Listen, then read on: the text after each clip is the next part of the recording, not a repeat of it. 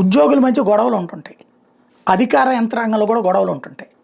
ఒకళ్ళు ఈ పోస్టులోకి వెళ్ళాలని కోరుకుంటారు, అది డబ్బులు వస్తాయనినో పలుకుబడి అనినో లేకపోతే పెద్దవాళ్ళతో పరిచయాలనినో ఏదో ఒక ఆశ ఉంటుంది.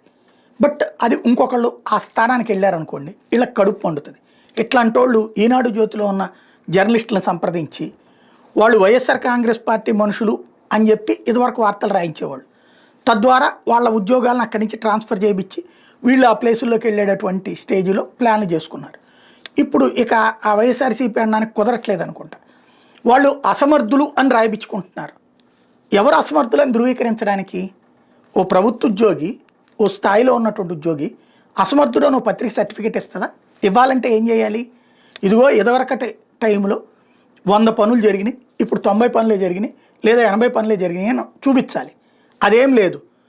మామూలుగా మన కడుపు మండినోడి మీద బూతులు తిట్టినట్టు, తిట్టిపోసినట్టు వార్తలు రాసేస్తున్నారు. ఉద్యోగులు అధికారుల్ని వెధవల్ని చేస్తున్నారు. వీళ్ళకి నచ్చిన వాళ్ళ కోసం, వీళ్ళకి డబ్బులు ఇచ్చినోడో, మందు పోయించినోడో, లేకపోతే వీళ్ళకి కావాల్సిన బంధువో ఉంటే వీళ్ళ కోసం అవతల వాళ్ళని దొంగలుగా, దుర్మార్గులుగా, అసమర్థులుగా చిత్రీకరిస్తున్నారు.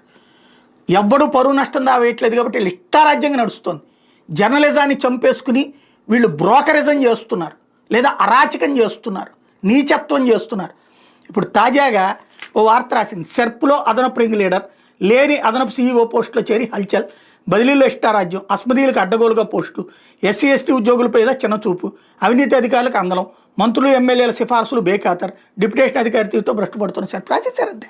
సెర్ప్ భ్రష్టు పట్టడం అంటే దానికి ఇచ్చిన లక్ష్యం ఏమన్నా ఫెయిల్ అయిందా? దానికి చెప్పింది ఏదన్నా జరగలేదా? ఏం కాదు, మాకెవరో చెప్పారు మేము రాసేస్తున్నాం అంతే.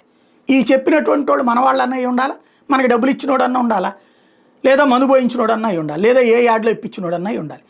వార్తలు రాసేటప్పుడు కనీస జ్ఞానం లేకుండా ఆంధ్రాని భ్రష్టు పట్టిస్తున్న మీడియాతోనే సమస్య.